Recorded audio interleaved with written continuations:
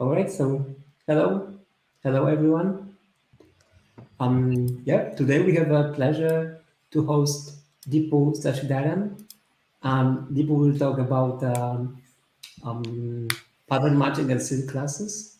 So the hot topic of Java 17. Before we start, I would like to mention our sponsor, Silent. Thanks to them, the streaming is possible. Silent builds the anti-money laundering system. Actually, yeah, we do something meaningful for the society, helping stopping financial terrorism, fighting money laundering. And yeah, if you want to know more about the company, feel free to ask me as I'm privileged to work in Silent. Yeah, so as usual, I would like to invite you for speaking on our stage, either virtual or a real one. Let's hope it's going to happen soon. So to apply, yeah, it's pretty easy. Just go to silesia.jug.pl and click this button to display the form for application. So I think this is all from me. I just want to say that Deepu will answer for all potential questions after the talk, so feel free to post them on the chat. Yeah, thank you.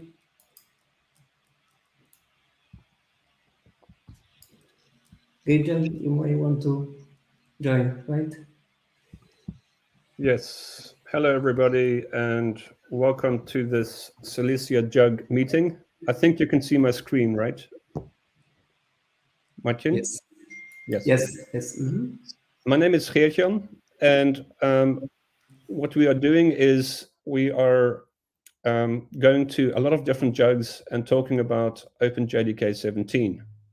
Now, who are we? We are Foojay, Friends of OpenJDK, a community site in the first place with lots of information about Java. So here is what you will see when you land on the page, and you see a lot of information about Java 17, the new features, for example. There's also an events calendar, there's a roadmap, a central location for all the information that you might want relating to Java. There really isn't such a place, it hasn't been such a place until Foojay. Now, what does Foojay stand for? It stands for Friends of OpenJDK. And if you're a friend of OpenJDK, if you're using Java in some way, then you might be interested in the site. Every day there is a new article. So there's something called Foojay Today, which is a blog. Every day you find a new article here, but also, of course, information about the Java releases. So do you know where to go to get Java 17 from? Well, that depends. There's a number of different vendors. So here you can find a list of vendors that have made Java 17 available. What you'll also find is that there are a lot of issues that have been fixed in Java 17. Now, where do you go to find that list of fixes? On Foojay, you will find a long list of those fixes, and you can vote on them. And so the items that are voted for most will find their way onto the highlights page. And so per quarter, you will find there is information about what has been introduced in that quarter into Java. What there also is, of course, is a Slack channel. And so this is where the Foojay community gets together and discusses the articles that are published and different activities. So, for example, there's a podcast, and in a recent podcast, James Gosling talked about Java Embedded and why it is really relevant today. There's been a podcast about Jakarta EE, for example.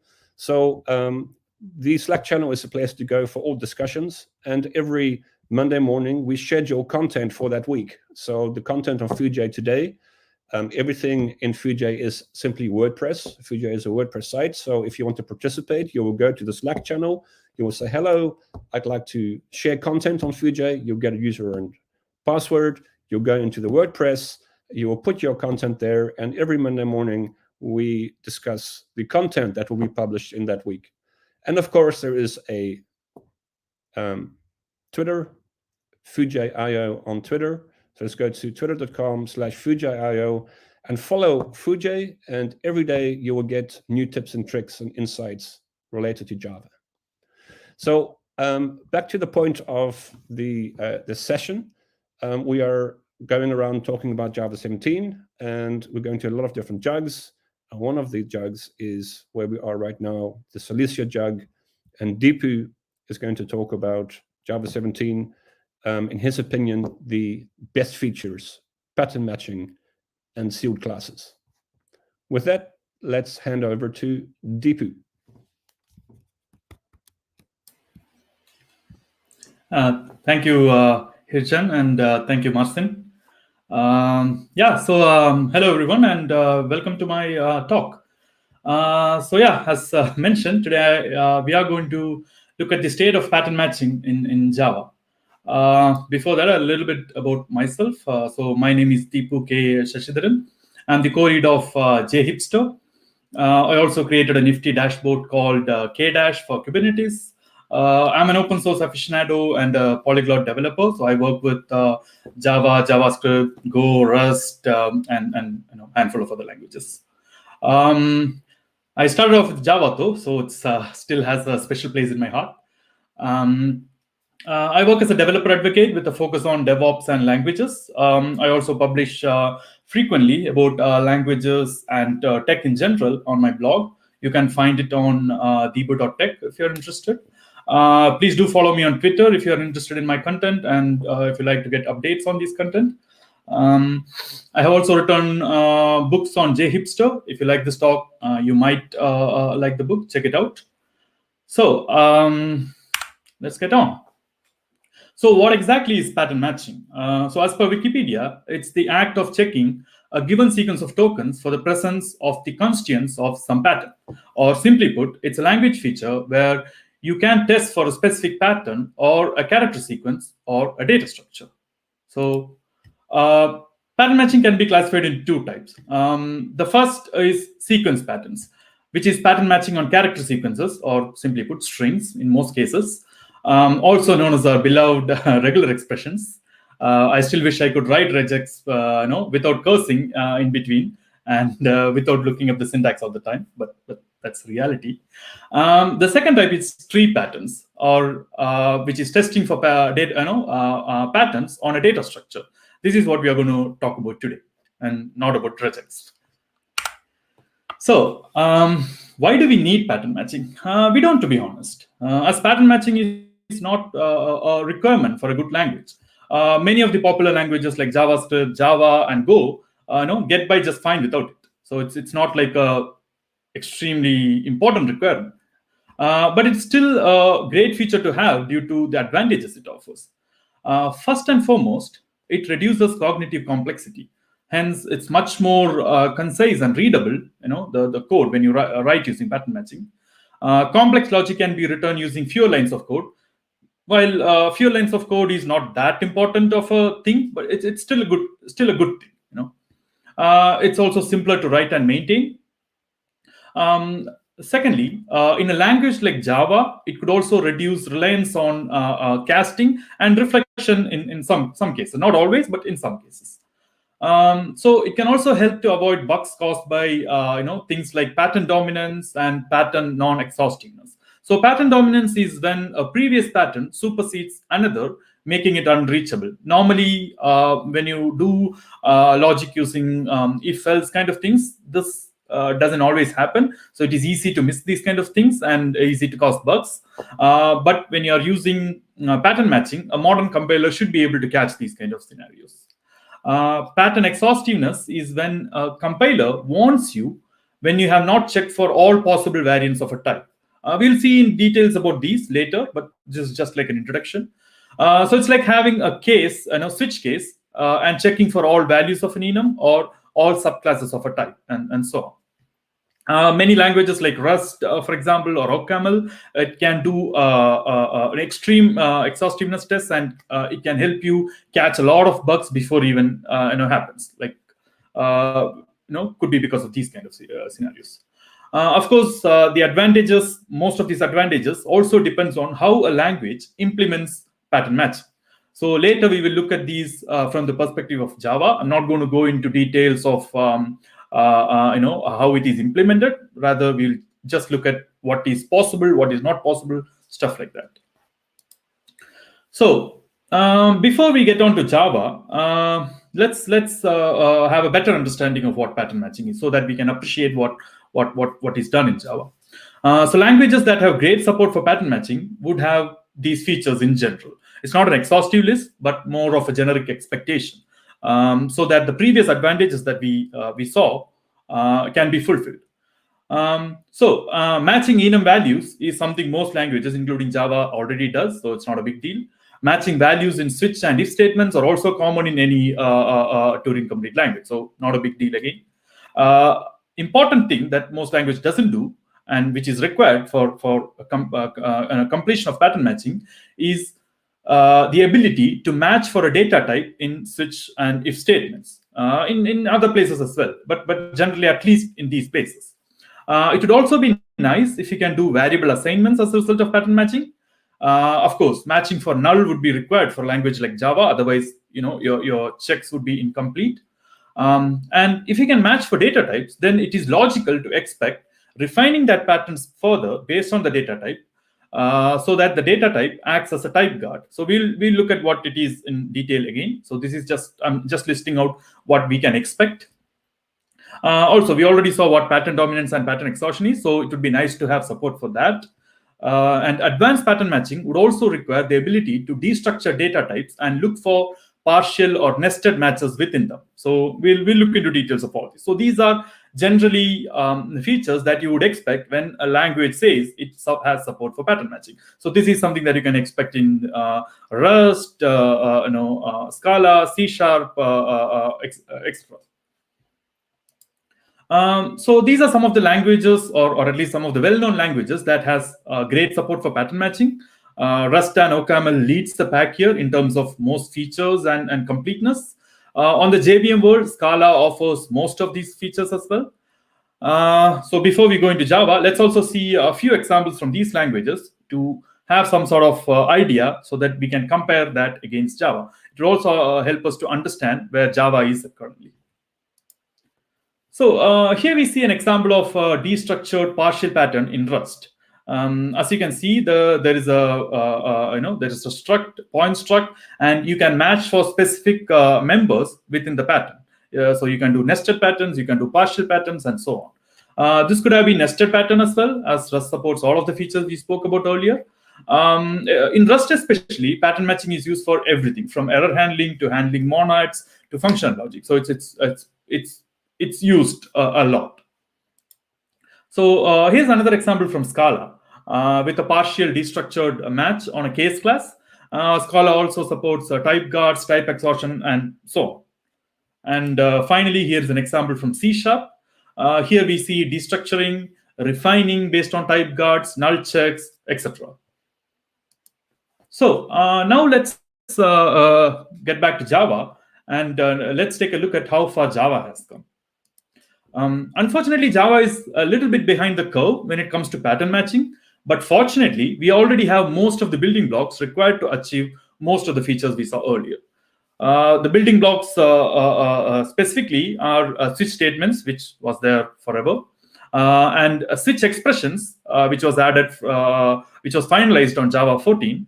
As compared to switch statements, switch expressions can return a value. It can have multiple case labels on the same line, and they need to be exhaustive. That means you cannot write a switch expression without a default. And hence switch expressions can also be used for variable assignments and also for statements without fault through. So pattern matching will mostly be done using switch expression. You can also do it using switch cases, switch statements. We'll see about that later. Another building block is the instance of operator, which was enhanced to support pattern matching. So this was done from Java 16 onwards, which means casting after type check is no longer required with instance of operator, and this can be used in if statements, as variable assignments, returns, and so on. And with Java 17, we have one of the most important pieces of the puzzle, So we have two building blocks that is introduced in Java 17. First one is seal class, which is finalized, and the first preview of pattern matching for switch. We'll look at all of this in detail. So let's look at some examples and try to understand what is possible as of Java 17. Please do remember some of these features, especially the pattern matching for switch is in preview. That means you would have to run it using the preview flags in Java 17, which means this feature is not yet finalized. It would take one or two more iterations. It might take one or two more iterations to be finalized, and there might be slight changes in syntax. So first, let's see how we can match types in an if statement. So this is already possible as instance of operator was finalized. So from Java 16 onwards, we can do pattern matching using the instance of operator, right? So it can be used on if statements, and we can use it as a type guard on variable assignments and return. So this lets us use a variable without casting it further after type check. This is a new syntax added to the language because the original instance of operator, you could do something instance of, that's it, instance of a type, that's it. And now you can do something instance of a type, and then you can assign a variable to that. And so that if the test passes, then you get that variable that you can use further, as you can see here. So before, here we can see a pattern matching using the instance of operator in action. The operator is followed by the type and variable name, and we can access it right after the test without any casting. So compare before and after. There is no casting involved, right? So that's the enhancement. We can also use pattern matching as a type guard. So type guard is when you are ensured that when you do some action on a particular type, you are assured that you're acting on that particular type, so you don't have to further cast or do checks further. So with pattern matching, the instance of operator, for example, can act as a type guard here. So we can also do this. We can also use this type guard in returns and for variable assignments. See how much more concise the code is when we do return using a type guard instead of casting the type. So the code is much more readable. It is fewer lines of code, much more understandable, much more concise, right? So here is another. Here is a variable assignment using a type guard. Again, the code is much nicer with pattern matching than with the traditional casting and so on. For a realistic use case, we could do something like this. So when we want to do a different logic based on the type, using the instance of operator, we can write something like nested if else conditions using instance of. It is still much more concise than the traditional way of doing an instance of check and then doing a casting or using reflection and stuff like that. It's much more concise, but it still has a lot of if else, and it's still a bit of cognitive load, right? So this is where the new feature in Java 17 can help us. So we can do pattern matching for data types in switch cases as well with this preview feature, for both switch statements and for switch expressions. This will let us rewrite the previous code using a switch expression like you see here. As you can see, this is also a new syntax. It's a bit similar to the one added to instance of operator, but of course without the instance of keyword itself. And you can see here we are using a switch expression to rewrite what we had here, right? So this has reduced cognitive complexity, and the syntax is closer to most other languages that offers pattern matching. With this, the compiler can also warn us when pattern dominance occurs, as generic types should always come after specific types. For example, if we were to add a case of char sequence before the string, right? Then the compiler would warn us that we are using a generic type before a specific type, and it will not, it will fail to compile. So we will know when we do those kind of things, and it will be easier to catch any bugs caused by pattern dominance. Since this is a preview feature, the syntax might change in the future versions. I hope not, as I find this syntax quite nice given the generic Java syntax. So with the preview feature, we can also do null checks. in these, we can do null checks in the switch case itself, which makes pattern matching much more complete and useful in case of Java. Imagine doing pattern matching for everything, like all the types, but not being able to do null, right? So that would be a shame. But fortunately, we can also add cases for null. So you can add separate cases for null, or you can combine default with case for null, vice versa. Cool. Let's see a bit more about type guards. As we saw earlier, type guards are already supported for instance of operator from Java 16 onwards. And the Java 17 preview adds that for switch cases as well. This means we can rely on the type guards to refine the patterns further to have conditions, relations, and value checks. While it is not as flexible as in Rust or OCaml, it's a good start, in my opinion. For example, here we can see one example using instanceof, where you are checking for the type. So you can see O instance of string S, and immediately you are doing s.length. So S was the variable that you got from the type check, and you are immediately doing a length check on that and having a conditional to do something. So with if-else, it might not look that great, but see, look at the same using a switch case.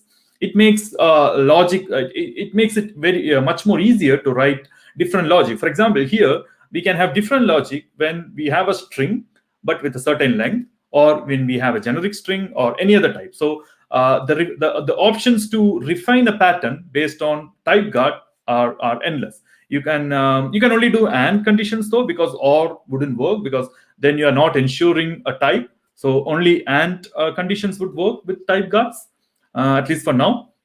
But within the AND, you can have you can put a brace, and you can have any sort of AND or conditions, right, within the brace. So the only requirement is that the refinement pattern right after the type check should be an AND pattern.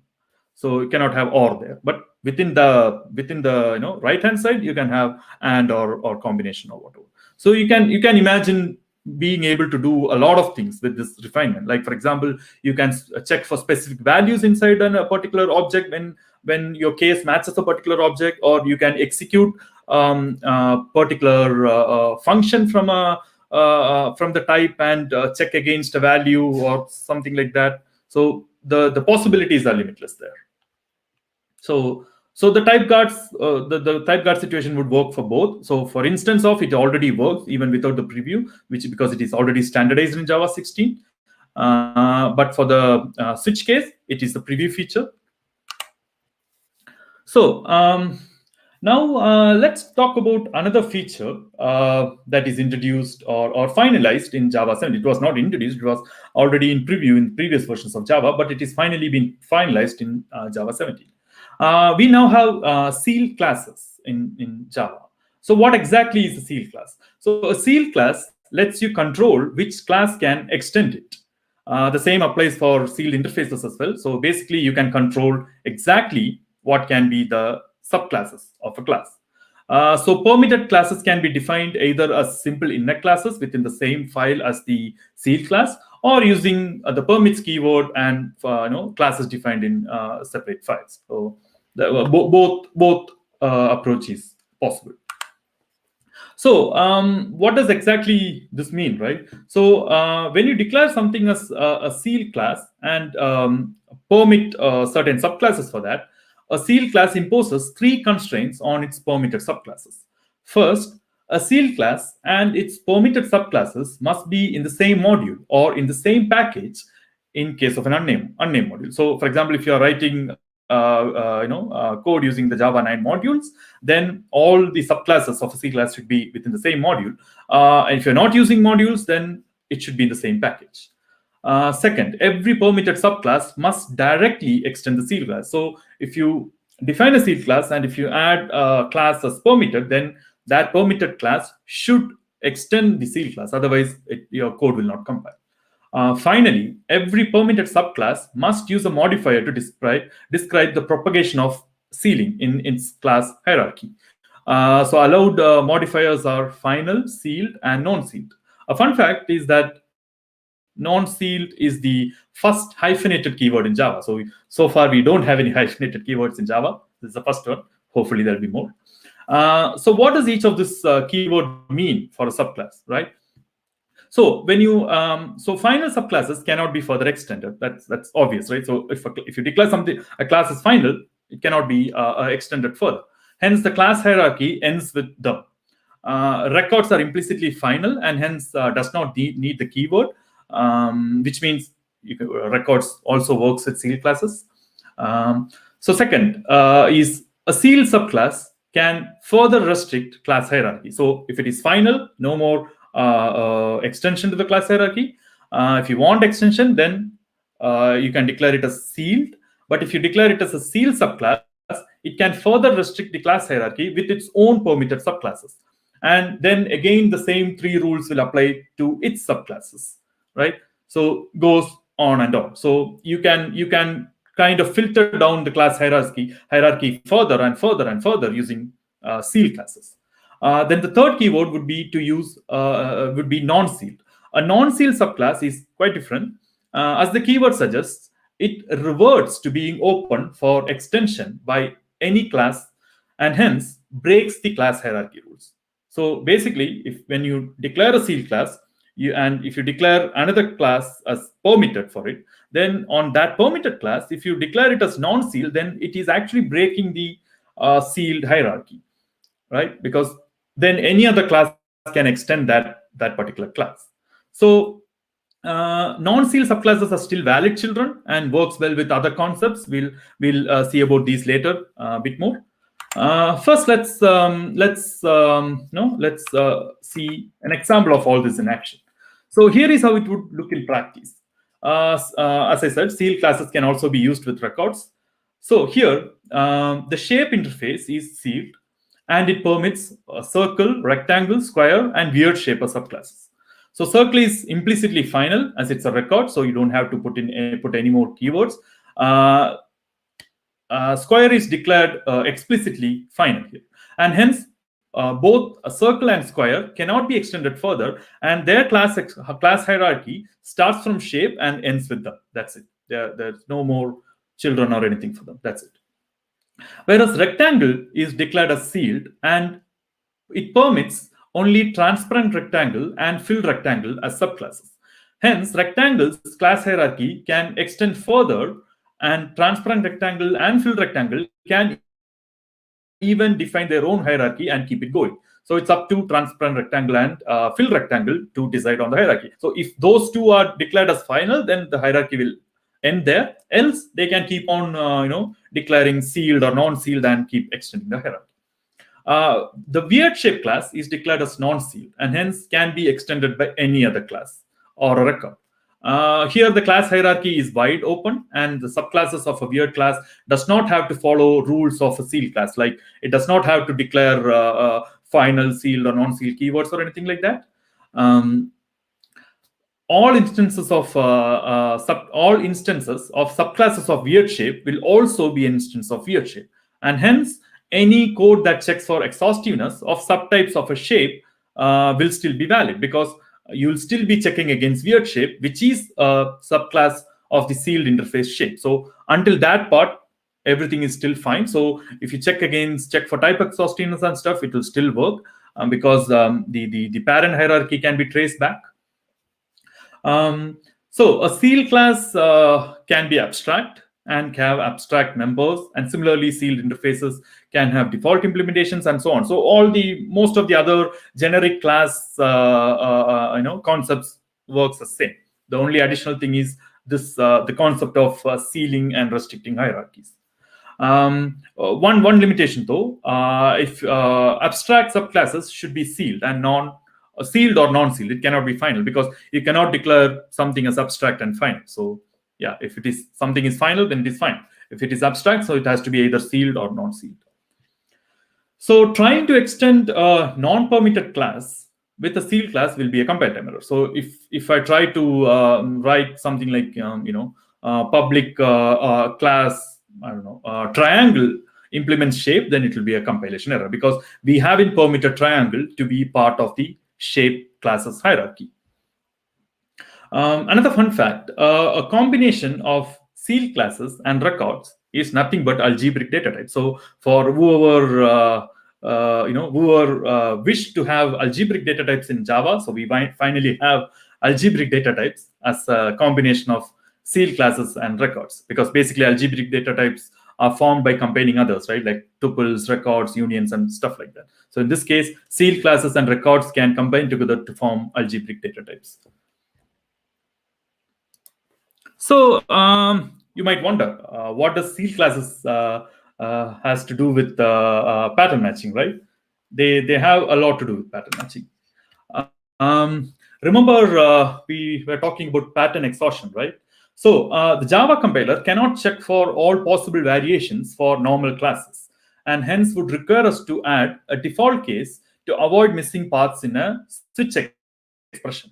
Because switch expressions, unlike switch statements, does not fall through and hence must be exhaustive in Java. So it's a condition. So if you're writing switch expression, it has to be exhaustive. You either should put a default. So generally, you should have a default case if you're writing switch expressions, because there is no fall through. This does not apply to switch statements, as we can choose not to have a default case, right? Switch statements, because they have fall through. So that's a difference that we should understand. So so in general, so regardless of that, in general, Java compiler cannot check for possible variations, and if it cannot know if a particular pattern, that like if you are trying to do a pattern matching, it cannot know if it is exhaustive or not. Generally, it cannot, because it does not know all the possible class hierarchies. So take this. So imagine. Let's talk a little bit more about seal classes first. So with seal classes, the compiler knows exactly what the expected variants are, right? So we can use this for exhaustive pattern matching. In the case, in that case, when we do pattern matching on seal classes, the compiler will be able to warn us when we miss a particular variant, or if we if you miss default case, and if you miss a particular variant, the compiler will know. But vice versa, if we check for all variants, then the compiler knows that everything is covered, so it will not ask you to put a default case. So this is much less error prone and clearer to understand and reason about, because you are covering all defined paths. There is no catch-all kind of scenarios with default cases.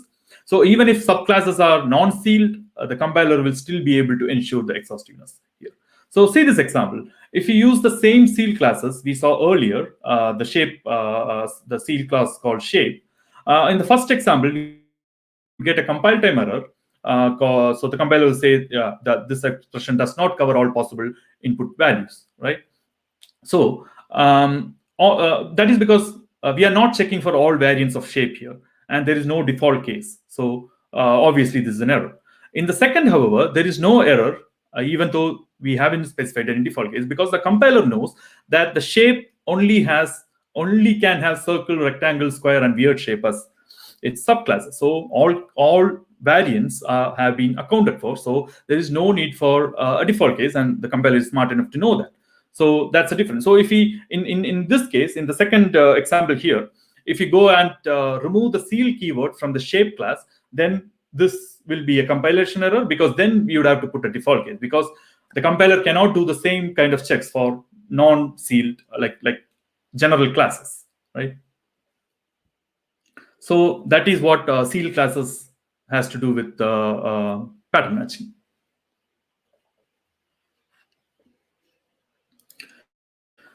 So based on what we saw so far, the state of pattern matching Java is something like this.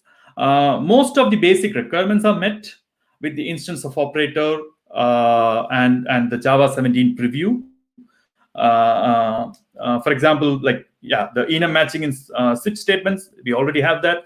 Matching for type value in switch statements is possible with the Java 17 preview. Match for type value in if statements is also already possible. Pattern matched variable assignments will be possible with switch statements with the preview. And you can also do the same with the if instance of already. Null checks will be possible with the preview. Type guards already possible for instance of, and will be possible for the switch statements with the preview. Refined patterns, to an extent, it's not like complete, because we still don't have destructuring. So it is still a bit incomplete, but there is to an extent, we can do a lot of refinement for patterns using type guards already. Of course, type exhaustion only works for sealed classes, and majority of the features for proper pattern matching is already available with the preview, right? So the only major missing parts, as per me, is destructuring and partial nested patterns. Those are the only things missing. So what could be the future, right? Like the future of pattern matching in Java, we know a little bit already. So Java 18 already has a candidate feature to add a preview for destructuring or deconstruction, however you like to call it. It's basically the same thing. So it has a preview for deconstruction syntax for the instance of operator. So logically, at some point, that should be extended to the switch syntax as well. So it's basically record patterns and array patterns. It's a preview feature for it's a candidate for Java 18. You can look for the JEP 405 in the OpenJDK website if you're interested more about those. So it will basically let you destructure record patterns and arrays, right? There are also talks about improving the feature further to add support for primitives in switch case patterns, because currently the switch case patterns preview can only work with non-primitive data types. It cannot work for like your Boolean or int or stuff like that. So there are about adding support for that, and also there is some talks about adding support for a general class, to declare at class level how it should be deconstructed, so that normal classes can also be deconstructed. But all this, or with the maybe in bracket, is just speculative. It's just talks here and there. There is nothing concrete going on around those, or there is no like candidate stage proposals or anything for that. There is only one candidate state proposal for record patterns and array patterns. So let's take a bit more deeper look at that. Yeah. So that particular candidate proposal is for deconstruction in the instance of operator. So with this proposal, we should be able to deconstruct records and arrays. So this is much more closer to the REST example we saw earlier. So look at how the point record is deconstructed. Excuse me. Look at how the point record is deconstructed to its members, so that we can directly use the members within the type guard, right? So this would make pattern matching much more useful and much more powerful. Imagine the possibilities that you can do with pattern matching this way. This will be closer to what you can do in most of the modern languages, right? So deconstruction can be nested as well. So look at this combination here. We have a record called color point, which has two members, point and an enum color. So when you do a pattern matching, you can deconstruct them. You can do deep deconstruction of color point, and you can directly start using the members without having to do more typecasts or more checks or whatever. So this makes it much more powerful. And of course, array deconstruction is also part of the proposal. So the syntax is a bit similar to array deconstruction in JavaScript.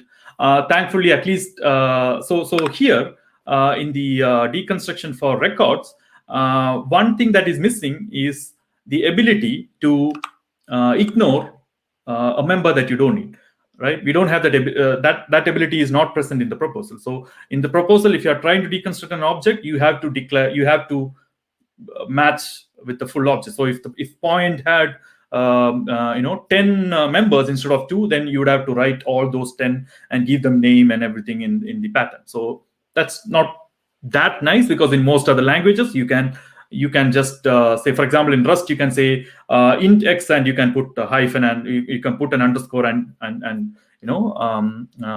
like ignore the rest. Same in Scala and so on. So we don't have that in the Java proposal, but at least in the array we have that. So in array, the deconstruction looks quite similar to array new array syntax. So thankfully, at least you can ignore the unwanted things towards the end of arrays here. Imagine, otherwise this would be pretty useless. If you can't ignore in the arrays, it's going to be pretty useless. But at least here, yes, you can ignore, and we can directly pattern match for the positional elements from the beginning and start using them directly. So yeah, so this is what the proposal is, and of course means you can mix and match that as well. So nested deconstruction is also possible for mix of arrays and records. So here you can see that we are deconstructing an array of points, and within points you are deconstructing its members, right? And of course you can also use var instead of the specific type. That works as well in most cases. I haven't checked extensively. I think if you have situations where there is ambiguity of type, probably you would have to use the concrete type instead of var. I haven't checked that, but that would be my assumption. Hopefully this would be extended to switch as well, because this is the final missing pieces: deconstruction and nested and partial matches. These are the final pieces. So this feature, once it comes to instanceof and when it gets to switch cases, would almost complete all the features of pattern matching.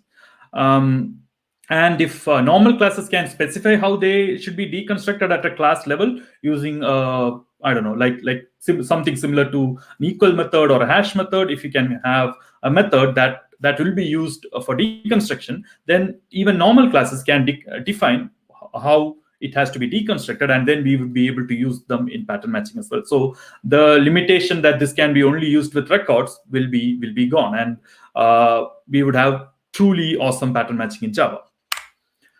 Of course, even with the this future feature, as we saw, like refined patterns will get much better with this. Pattern dominance will still depend on seal classes, so it's not like as good as in other languages. And nested, compound, or partial value checks to an extent, because we still don't have any proposal for partial or ignoring stuff in class or array, class or record deconstruction. But we have it for array to an extent. So somewhat there. And again, shallow deep position-based destructuring again is there to an extent. So of course, it's a baby step and not as powerful as deconstruction in Rust or even in JavaScript. But I hope we will get there. And even this baby step would make pattern matching much more powerful in Java. So to summarize, these are the current and future limitations as far as we can see. Right. As of now, there is no deconstruction of any sort, even with preview. Type exhaustion will only work for seal classes. Refinement is limited due to deconstruction limitations, but still quite good, I would say. More importantly, most of it, especially the switch case aspects, is still a preview feature, and hence adoption is going to be a bit slow, because it will still take 1 or 2 more versions of Java. So that is probably a year away from being finalized. And as of Java 18, which is 6 months down the line, some of the limitations will be removed with the if the record patterns and array patterns candidate makes it to the release, at least for instance operator. But realistically, we probably would still have to wait, I don't know, 1-2 years at least before we can start using full-fledged pattern matching in production. So yeah, so that's the state of pattern matching in Java, folks. But this being a preview feature doesn't stop you from using it or trying it. You could still try it. You could give feedback. You could even use it in non-critical projects, for example. You can check out the openjdk.java.net. These are the specific JEPs. For pattern matching for switch and record patterns. So you can give feedback on them. You can send feedback directly to the mailing list address shown here as well. If you try it and if you have feedback, you can share it with that and help take this feature forward. So thank you, everyone. If you have questions, feel free to ask now, or you can also reach out to me later via Twitter and ask me. That's all right as well. Okay, thank you, Deepu, for a great presentation. Actually, there are a bunch of questions, so maybe we can go one by one. Mm-hmm. Yeah. So the first question is from Gerard. Gerard asks, a class from outside the package module could also extend weird shape? Yeah. As far as I know, I don't think it can, because the first rule still applies, that all permitted classes should be within the same module, and in case of unnamed modules, in the same package. So I think that rule still applies even for a non-sealed class. So I don't think it can it can be extended that way. That's my assumption, but I'm not very sure. I would have to look up that. I don't remember and seeing anything of that sorts, but yeah, maybe that's something that I would have to double confirm as well, because I'm also writing a blog post on the same thing, which should be published in a week or two. So I'll make sure to confirm that on the blog. But I don't think so. Okay, good. All right. So the next question is from Pavel. Is there a possibility to modify what sealed classes permit with reflection? Very good question. That's again, that's not something I tried out, or not something that I encountered in my research as well, because I have been going through all the JEP docs and the docs about these, and I don't see anything related to that being possible. There is standard reflection should be possible, like all standard reflection should be possible, but since these are also new language features that's being added, seal class and the keywords and all these things. I don't have a concrete answer for this. I would have to try it out. I can't say for sure, because I don't remember encountering anything that says it would be possible, but I didn't see anything which says it won't be possible as well. So I can't either confirm or deny. So that's again something that I would have to try it out. So probably something that I can add on the blog as well. Sure. Very good questions, really. Alrighty, so the next one is it kind of makes me want to do more in Rust, and not really with Java 17, to be honest. Okay, that's more of a comment. It's not a question. Not a question, but still kind of funny stuff. Thank you, Garrett. Yeah. But it's compared to where we were in Java a few years ago, I think we are moving in the right direction, at least, because these things are moving. I mean, by 6 months is still not that fast, but still at least moving. Every 6 months it's moving. We are getting new incremental features, which is much better than trying to wait for a feature for 5 years. So I think that's still a good direction, in my opinion. Exactly. Better than nothing, right? Exactly. Yeah. I think we were waiting for pattern matcher for ages, and now at least we have something. And I think if the switch case, if the switch pattern matching for switch is finalized, hopefully by Java 19 at least, then at least we have solid foundation for most of the pattern matching use cases, and it will definitely help us to refactor a lot of code to be more concise and of course less number of lines and more readable. So I'm quite excited for that. Yeah, me too actually. Alrighty, so I think that's all the questions we have. Cool. Yeah. I'll definitely make sure to look into those two things that were asked. It's really interesting. I didn't come across those, but really interesting to look into.